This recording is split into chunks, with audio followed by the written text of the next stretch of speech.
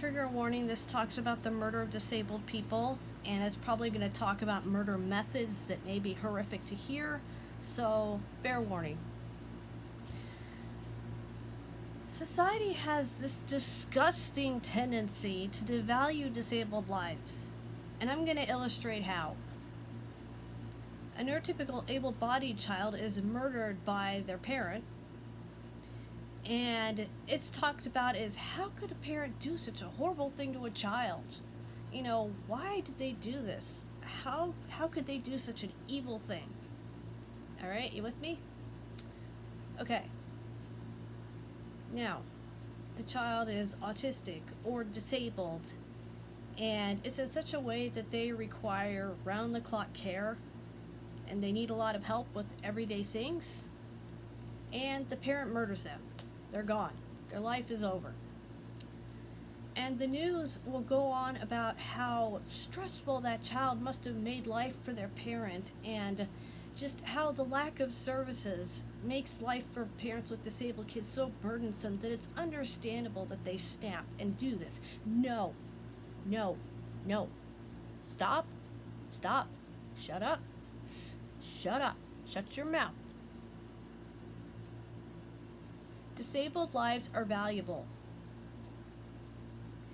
And when a disabled person is killed by caregivers, and you try to take the blame off of their killer, you are devaluing disabled lives.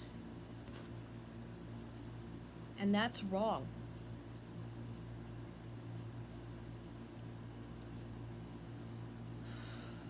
Sorry, I've got to calm down. I'm really mad right now. Like, I can't even put words to how I'm articulating right now, but I'm mad. Yes, there needs to be discussion about the lack of services for families who are taking care of a disabled person. But the story about an autistic child who has been brutally murdered by caregivers is not the place to do it. Parents who murder their disabled children are murdering their children, period. They have a choice to not do that. There is never not a choice between kill or don't kill my child. Disabled or not, there's always a choice. The choice to kill is a choice. You decide you are going to kill this child. If you're wrapping your hands around your throat trying to make them stop screaming, your intent is to kill them. Because you would not wrap your hands around someone's throat unless you really want to kill them. Okay? Because your carotid arteries are right here, and guess what? When you choke somebody, you cut blood flow off to the brain and they die. It's not about cutting off air. It's not always about cutting off air.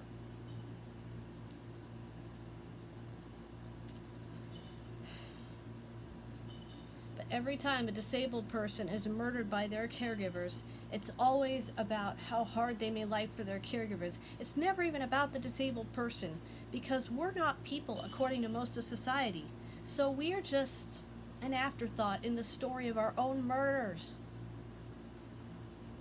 Okay, my dad has advanced Parkinson's disease. He needs help with almost everything he has to do. And sometimes it's really hard.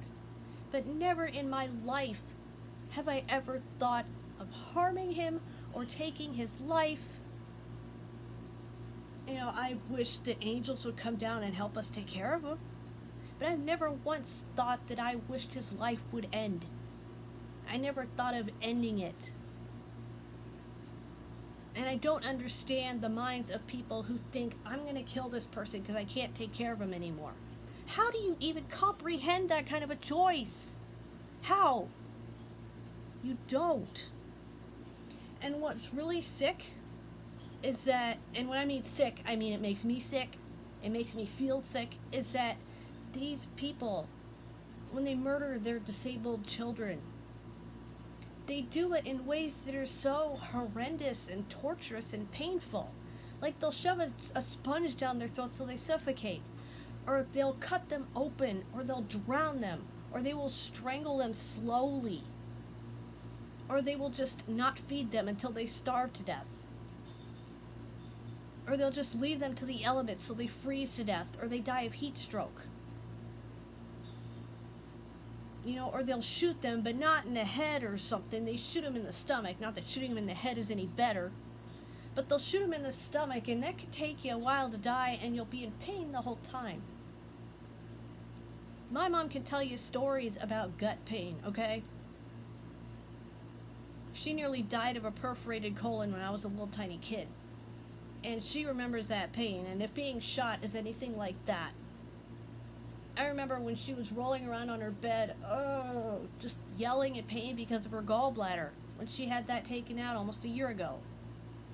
And you shoot someone in the stomach, they're going to be rolling around in pain, crying, screaming, and bleeding until they die. And that's how these parents kill their disabled children. They do it in ways that are so painful and inhumane. Not that there's any humane way to murder a person, but it seems like they do it in ways that are extra gruesome. And people just sympathize it away as stress. No, they chose to make this person suffer before they died. There's nothing conscionable about that. Stop devaluing disabled lives. Stop it. A mother has murdered her disabled child. That's all you need to say. You don't need to say, well, the lockdown makes everything stressful. Yeah, the lockdown is making everything stressful. It's still not so stressful that you kill somebody. Okay, life with COVID-19 everywhere is hard. I get it. That's still not an excuse to murder a person. Can you stop devaluing disabled lives? Okay? Okay?